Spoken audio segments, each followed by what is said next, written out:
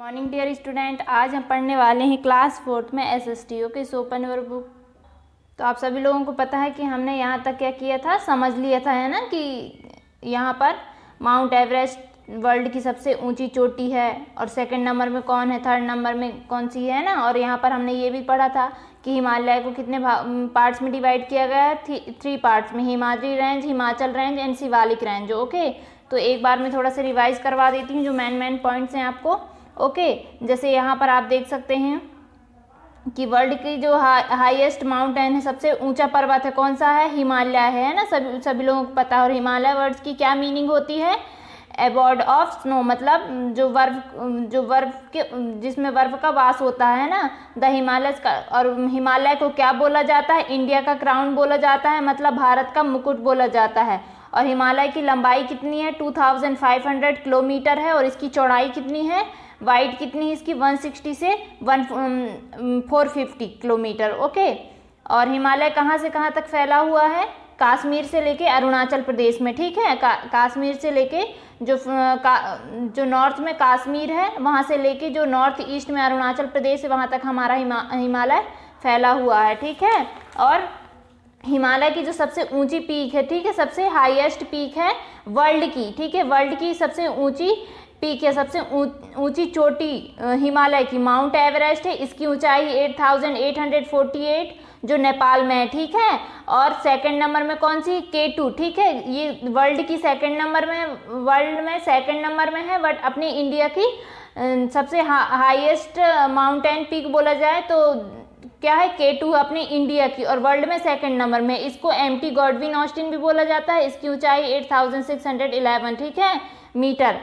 ये कहाँ पर है, काराकोरम रेंज में। और थर्ड में कौन है, थर्ड हाईएस्ट हिमालय पीक कौन सी है, कंचनजंगा है। कहाँ पर है ये, सिक्किम में, ठीक है, वर्ल्ड की थर्ड नंबर में। फर्स्ट है माउंट एवरेस्ट वर्ल्ड में, सेकंड नंबर में है वर्ल्ड में K2, और थर्ड नंबर में है कंचनजंगा जो सिक्किम में है, ठीक है। अपने इंडिया में फर्स्ट नंबर में कौन सी है, अपने इंडिया में फर्स्ट नंबर में है K2। इसको एम्प्टी गॉडविन बोला जाता है, 8611 मीटर, जो काराकोरम रेंज में है। और Himalaya peak world in Kanchenjunga in Sikkim, ठीक है, जो थर्ड नंबर में है, कहाँ पर ये, सिक्किम में है, कंचनजंगा नाम है इसका। इसकी ऊंचाई 8598। अब यहाँ पर देख सकते हैं आप लोग, हिमालय को 3 पार्ट्स में, पैरेलल रेंजेस में के अकॉर्डिंग क्या किया गया है, डिवाइड किया गया है। फर्स्ट है Himadri range, Himachal range and Shivalik range. जो कि हिमाद्री रेंज जो है हिमालय की सबसे ऊंचा पर्वत है, ठीक है। जैसे एक हिमालय बहुत बड़ा पर्वत है, उसको 3 पार्ट्स में डिवाइड किया गया है पैरेलल में, ठीक है।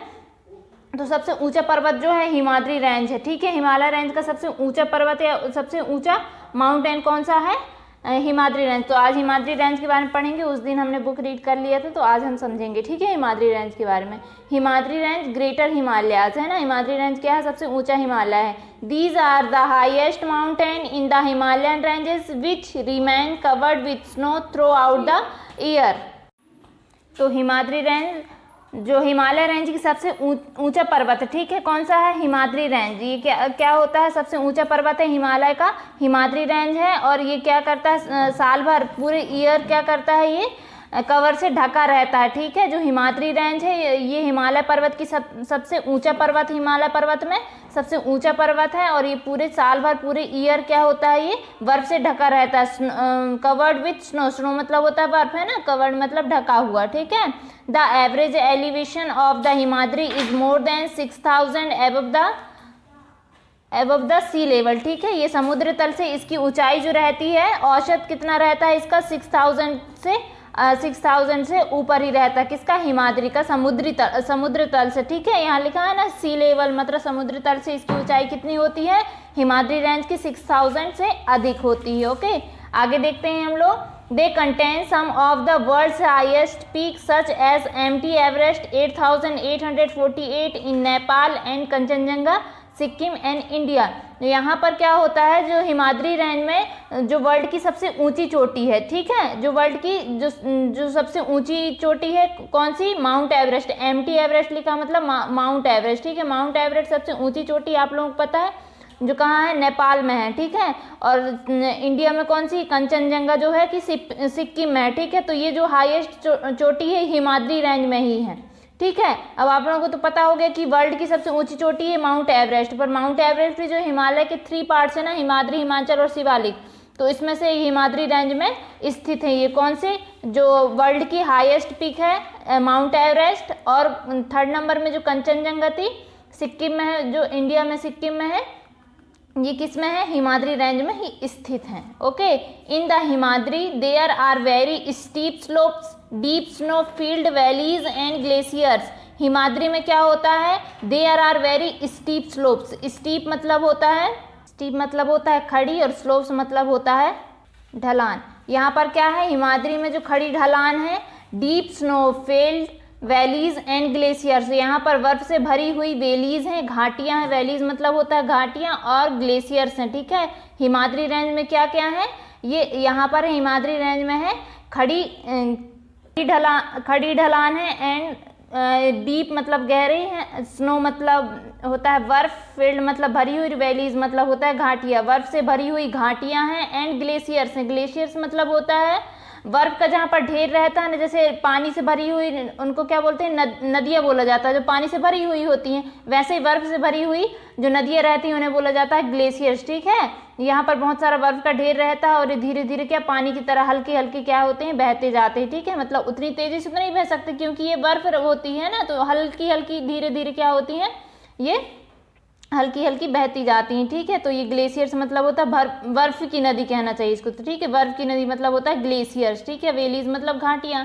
ग्लेशियर से are huge mass of India, मतलब ग्लेशियर जो रहता है बहुत बड़ी मात्रा में आइस का क्या, बहुत सारी आइस रहती है उसमें बहुत बड़ी मात्रा में, उसको बोला जाता है ग्लेशियर्स। इसमें बहुत ज़्यादा आइस रहती हैं, मतलब बर्फ होती है वहाँ पे, उनको बोला जाता है glacier. When this ice begins to melt water flows down towards the plain to form greater rivers, मतलब जब आइस वहाँ ग्लेशियर्स में क्या होती हैं, बहुत सारी आइस होती हैं, जब वो आइस क्या होती हैं, बिगन्स टू मेल्ट, जब मेल्ट होना स्टार्ट होता है, मतलब जो शुरू होती है, मेल्ट मतलब आपको पता है पिघलना। ठीक है, जब वो क्या होती हैं, पिघलना शुरू करती हैं, when this ice begins to melt, जब क्या होती हैं, आइस मेल्ट होना स्टार्ट होती हैं, बिगिंस मतलब होता है शुरू होना। ठीक है, जब मेल्ट होना शुरू होती है, water flows down towards the plain to from the greater river, मतलब महान नदियाँ बड़ी नदियों के रूप में वो प्लेन्स में मतलब मैदान की ओर क्या होती हैं, वो फ्लो होती हैं। ठीक है, बहती जाती हैं। जब आपको लोगों को पता है, जब आइस जो होगी, बर्फ जो होगी पिघलेगी तो क्या बनेगी, वो पानी बनेगी। पानी बनेगी मतलब नदियों का निर्माण होगा उससे, तो क्या होगा, वो नीचे फ्लोज डाउन। ठीक है, तो नीचे की तरफ वो क्या होती हैं, नदियां बनकर, और क्या होती हैं, मैदान में बहती हैं। The Gangotri and Yamunotri glaciers which give birth to the Ganga and the Yamuna rivers respectively are located here, मतलब यहाँ बताया कि जैसे अपनी नदियों के नाम रहते हैं, गंगा, यमुना, सरस्वती, है ना, बहुत सारी नदियों के नाम रहते हैं, वैसे ग्लेशियर्स के नाम भी रहते हैं। ठीक है, अब ग्लेशियर्स बहुत सारे ग्लेशियर्स भी होते हैं, है ना, तो यहाँ पर गंगोत्री एंड यमुनोत्री जो ग्लेशियर्स है, ठीक है, गंगोत्री और यमुनोत्री ग्लेशियर्स हैं। ठीक है, उनका जन्म कहाँ से हुआ है, मतलब इनसे किसका जन्म हुआ है, गंगोत्री से गंगा नदी का जन्म हुआ है, और यमुनोत्री ग्लेशियर से यमुना नदी का जन्म हुआ है। ठीक है, गंगोत्री मतलब ये बर्फ का ढेर रहता है, इनमें जब ये पिघलना स्टार्ट होती है तो पानी बन जाती है, मतलब नदियों का निर्माण हो जाता है इससे, है ना, तो ये गंगोत्री जो कहलाती गंगा नदी का निर्माण करती है, इनसे जन्म होता है, और यमुनोत्री जो ग्लेशियर से उससे किसका जन्म होता है, यमुना नदी का जन्म होता है। ठीक है, due to extreme cold and ice here is no life, मतलब यहाँ पर एक्सट्रीम कोल्ड मतलब बहुत ज़्यादा ठंड होने के कारण, और बहुत भारी मात्रा में क्या आइस होने के कारण, बर्फ होने के कारण यहाँ पर कोई लाइफ नहीं है। ठीक है, हिमाद्री रेंज में, ये हिमाद्री रेंज आपको समझ में आ गया होगा कि इसकी जो ये क्या है, सबसे ऊंचा पर्वत है, जो हिमालय पर्वत है अपना, उसका सबसे ऊंचा हाईएस्ट माउंटेन कौन सा है, हिमाद्री रेंज है। ठीक है, जो सबसे ऊंचा पर्वत है। तो ये क्या होता है, ये साल भर किससे कवर्ड बाय स्नो, स्नो मतलब होता है बर्फ। ठीक है, ये कवर्ड विथ स्नो मतलब पूरे साल भर क्या होती है, साल भर क्या होती है, उससे ढकी रहती है बर्फ से। और इसकी ऊंचाई क्या होती है, इसकी औसत ऊंचाई होती है समुद्र तल से, ठीक है, सी लेवल से कितनी होती है, 6000 से अधिक होती है। ओके, और यहाँ पर ये वाली जो हिमाद्री रेंज है, वहाँ पर जो वर्ल्ड की सबसे ऊंची हाईएस्ट पीक है, एम्प्टी एवरेस्ट मतलब माउंट एवरेस्ट जो नेपाल में है, और कंचनजंगा जो 3rd नंबर है वर्ल्ड की, ठीक है, ये यहीं पर है, कहाँ पर, हिमाद्री रेंज पर ही स्थित है। In the Himadri there are very steep slopes, ये आपको समझा दिया मैंने। यहाँ पर क्या होती हैं, हिमाद्री रेंज में बहुत सारी घाटियाँ हैं, बर्फ से घाटियाँ हैं, और ग्लेशियर्स भी, बहुत सारी बर्फ की नदियाँ भी वहीं पर, ठीक है। और गंगोत्री और यमुनोत्री ग्लेशियर से, उससे किसका जन्म होता है, गंगा और यमुना का बर्थ होता है, ठीक है।